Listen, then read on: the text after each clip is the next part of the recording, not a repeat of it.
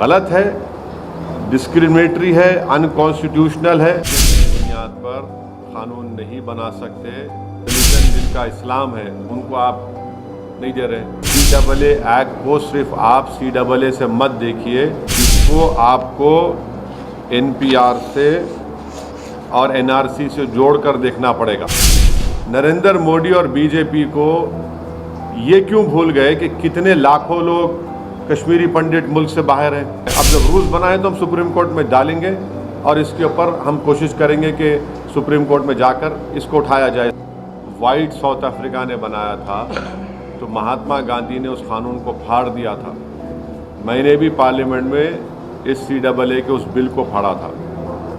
तीसरी बात यह है कि अब 4 साल के बाद ये सरकार रूल्स बना रही है।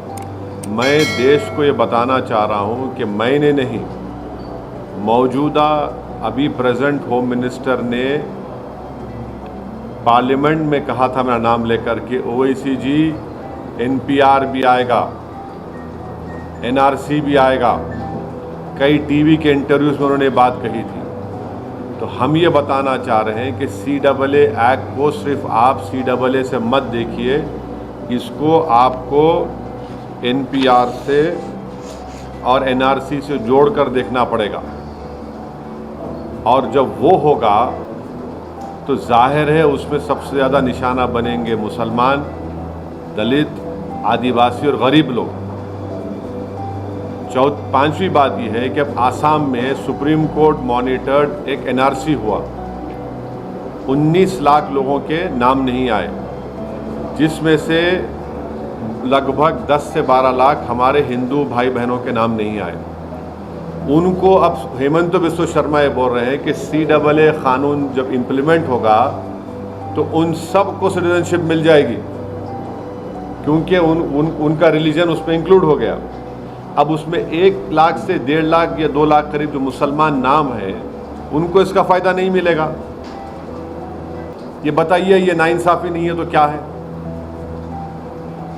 हेमंत बिस्वा शर्मा ने कहा, BJP के नेताओं ने कहा कि 19 लाख में जो 10 से 12 लाख जो हिंदू भाई बहन के नाम नहीं आए उनको अब मिल जाएगा, पूरा सिटीजनशिप मिल जाएगी उनको।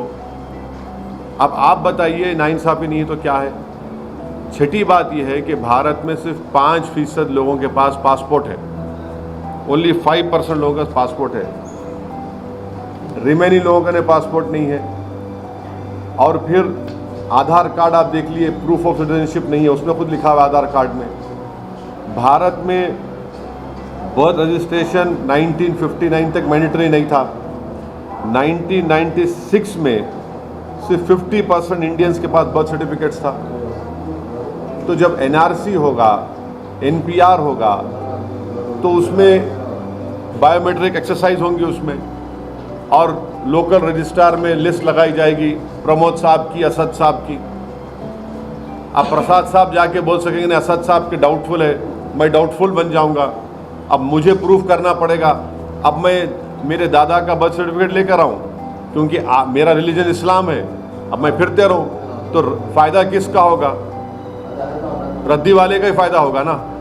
तो ये इसीलिए ये एक्सरसाइज ये जो लॉ है ये रिलीजन की बुनियाद पर बनाया गया, ये डिस्क्रिमिनेटरी है, अनकॉन्स्टिट्यूशनल है। और ये बोलना कि जो हमारे हिंदू और सिख भाई या क्रिश्चियन भाई जो पाकिस्तान में, अफ़गानिस्तान में, बांग्लादेश में रह रहे हैं उनको सिटीजनशिप नहीं दे सकते, झूठ है ये। हमेशा सरकार के पास इख्तियार था, एग्जीक्यूटिव ऑर्डर से आप दे सकते थे। और आखिरी बात, नरेंद्र मोदी और BJP को ये क्यों भूल गए कि कितने लाखों लोग कश्मीरी पंडित मुल्क से बाहर हैं,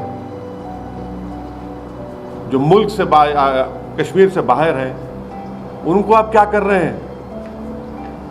उनको आप क्या कर रहे हैं? भूल गए आप कश्मीरी पंडितों को? कम से कम 5 लाख कश्मीर के बाहर हैं, लेकर जाइए ना कश्मीर में उनको।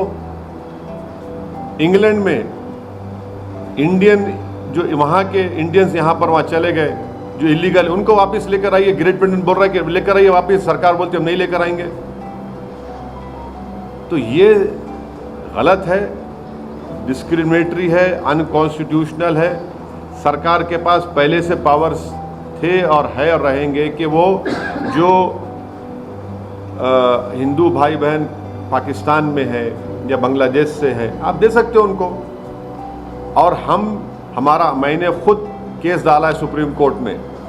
हम लोग जब CAA का हियरिंग हुई थी, हमारे लॉयर जनाब निज़ाम पाशा साहब ने स्टे की मांग की थी, तो गवर्नमेंट ने कहा था कि अभी रूल्स नहीं बनाए। अब जब रूल्स बनाए तो हम सुप्रीम कोर्ट में डालेंगे और इसके ऊपर हम कोशिश करेंगे कि सुप्रीम कोर्ट में जाकर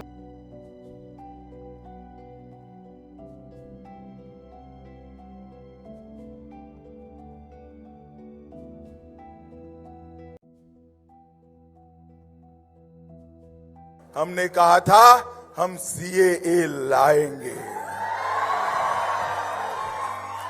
कांग्रेस पार्टी CAA का विरोध करती थी।